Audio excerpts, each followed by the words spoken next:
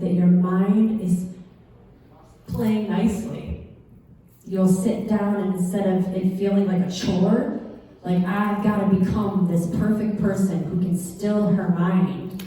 Impossible. But if you move the body first, then sit still, the mind becomes obedient to the body. Body is leading the way. That's why movement like this with Jazzy is so important.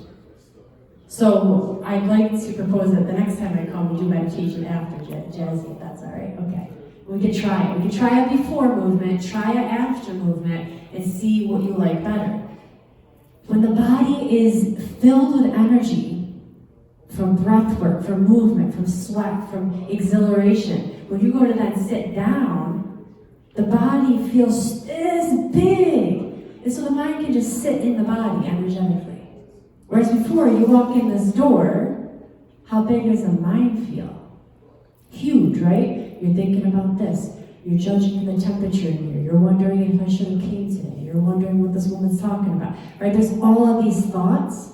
And so your presence is in here in the mind. So when you move your body first, presence kind of drips down like a slow trickle.